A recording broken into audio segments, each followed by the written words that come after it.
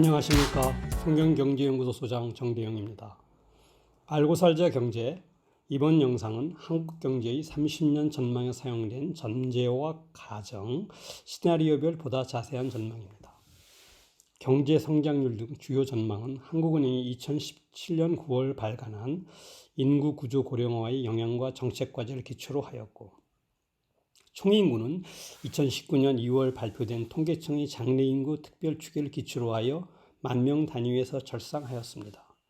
전망에 사용된 거시경제 변수의 전제와 가정에 대해 구체적으로 알아보겠습니다.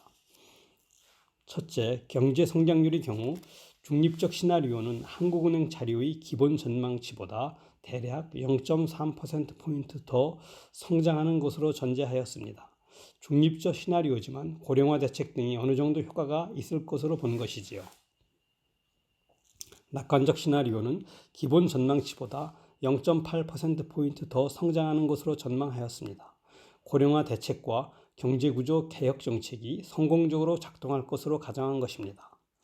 비관적 시나리오는 기본 전망치보다 0.2%포인트 낮게 성장하는 것으로 보았습니다. 고령화 대책 등이 효과가 없거나 부정적 영향이 있을 것으로 예상한 것입니다. 둘째, 물가 상승률은 국민소득의 계산상 편의를 위해 GDP 디플레이터로 전망했습니다. 중립적 시나리오와 낙관적 시나리오 모두 물가 안정 기조는 훼손되지 않는 것으로 전제하고 경제 성장률이 떨어질수록 물가가 하향 안정되는 것으로 가정했습니다. 고령화 등에 따른 내수 위축으로 수요 측면이 물가 상승 요인은 축소될 것이기 때문입니다. 물가에 관한 비관적 시나리오는 임대료와 임금 인상, 공공요금 인상 등의 비용 요인과 함께 재정 확대와 방만한 통화 정책 때문에 물가 오름세가 확대될 것으로 전제하였습니다. 그러나 재정 적자와 통화 확대가 너무 심하지는 않아 연 20% 이상 물가가 오르는 인플레이션 현상은 없을 것으로 보았습니다. 즉 아주 비관적인 시나리오는 아닌 셈이지요. 셋째, 원달러 환율은 불확실성이 커 전망이 어려운 부분입니다. 그래도 IMF 사태 이후 가장 낮았던 2007년 10월 이후 평균적인 상승률, 물가 상승률, 경상수지 흑자 변동, 한국 경제 전체의 신뢰도 변화 등을 기초로 과감하게 전망해 보았습니다. 중립적인 시나리오에서 경상수지는 흑자 규모가 고령화 등으로 줄겠지만 2049년까지도 적자 기조에 빠지지 않는 것으로 보았습니다. 원달러 환율은 2007년 7월 이후 최근까지 상승률보다 약간 높은 연 3% 상승하는 것으로 전망하였습니다. 물가 안정세는 유지되지만 경상수지 흑자 규모 감소와 함께 경제의 성장 능력이 낮아지는 것을 감안한 것입니다. 낙관적 시나리오에 의한 원달러 환율은 2049년까지 연평균 2%씩 상승하는 것으로 전망하였습니다. 물가는 하향 안정되고 경상수지 흑자 규모 감소폭이 중립적 시나리오보다 적으면서 성장 능력 약화도 심하지 않는 것을 고려하였습니다. 비관적 시나리오에 의한 원달러 환율 전망은 더 어려워 가정에 가깝습니다.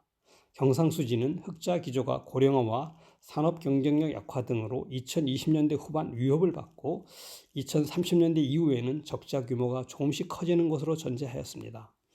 경상수지가 나빠지는 데다 성장세 둔화가 겹치면 원달러 환율은 미국과의 물가 차이보다 더 빨리 상승할 수밖에 없을 것입니다. 환율이 물가 2배 정도 상승하는 것으로 보아 2020년부터 2029년까지는 연평균 4%, 2030년부터 2039년까지는 연평균 8%, 2040년부터 2049년까지는 연평균 12%씩 상승하는 것으로 보았습니다.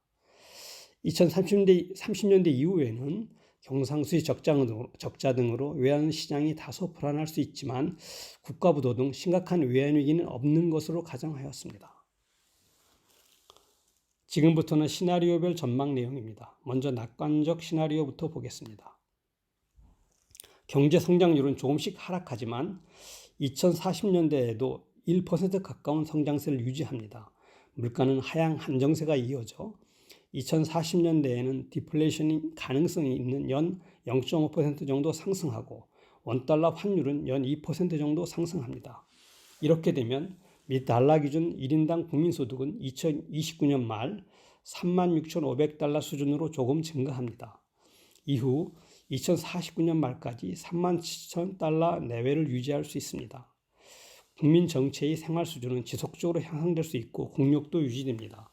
그러나 낙관적 시나리오의 달성을 위해서는 물가 안정과 경상수지 흑자 유지가 필수입니다. 엄격한 통화정책과 산업 경쟁력 강화가 뒷받침되어야 한다는 것이죠. 재정도 방만하게 운영되어서는 안 됩니다. 무엇보다 생산 가능 인구 감소에 따른 잠재 성장률 하락을 최소화하기 위한 경제구조 개혁 정책이 중요합니다. 둘째, 중립적 시나리오는 낙관적 시나리오보다 경제 성장률이 0.5%포인트 낮고 원달러 상승률은 1%포인트 높고 물가 상승률은 동일합니다. 달러 기준 1인당 국민소득은 2029년까지 지금과 비슷한 31,400달러 내외를 유지하다가 2030년 이후 조금씩 감소하여 2039년에는 27,700달러, 2049년에는 23,800달러 수준으로 떨어집니다. 중립적 시나리오의 달성을 위해서도 통화정책은 엄격해야 하고 산업 경쟁력 강화와 경제구조 개혁 정책도 어느 정도 성과가 있어야 합니다. 당연히 재정도 방만하게 운영되어서는 안 됩니다. 중립적 시나리오도 지금보다는 경제개혁이 많이 이루어져야 실현 가능합니다. 중립적 시나리오는 완전 중립이 아니고 한국 경제에 대한 희망을 조금 반영한 것입니다. 셋째, 비관적 시나리오는 경제개혁의 부진, 방만한 통화정책의 지속, 산업 경쟁력 약화 등으로 경제 성장률이 떨어지고 물가 상승률과 원달러 상승률이 높아지는 상황입니다. 달러 기준 1인당 국민소득은 조금씩 감소하여 2029년 28,600달러, 2039년 2만 달러, 2049년 12,000달러 수준으로 떨어집니다. 지속적인 성장을 경험한 우리 국민들이 받아들이기 어려운 상황일 것입니다. 그러나 비관적 시나리오도 외환위기나 금융위기 발생은 가정하지 않았기 때문에 아주 비관적인 것은 아닙니다. 한국 경제는 경상수지 적자폭 확대, 재무 건전성 악화, 부동산 거품 붕괴, 금융기관과 기업 가계의 채무 부담 능력 악화 등 한국 경제 위험 요인이 1, 2기라도 빠르게 현저화되면 심각한 외환시장 불안이나 금융위기가 올 수 있습니다. 이렇게 되면 원달러 상승률과 물가 상승률이 더 높아지고 경제 성장률은 낮아져 국민 경제 위축이 더 빠르고 강하게 나타납니다. 이러한 상황이 진짜 비관적인 시나리오일 것입니다. 금융위기 등이 발생하는 아주 비관적 시나리오에서는 1인당 국민소득이 1만 달러 밑으로 떨어질 것입니다. 미래는 정해진 것이 아니고 오늘 우리가 어떤 선택을 하느냐에 따라 달라집니다. 최소한 중립적 시나리오 이상 갈 수 있도록 국민들이 정치 세력을 감시하고 끌고 가야 합니다. 시청해 주셔서 감사합니다. 다음번 영상은 한국 경제가 어려운 이유입니다. 계속 관심을 가져주시기 바랍니다.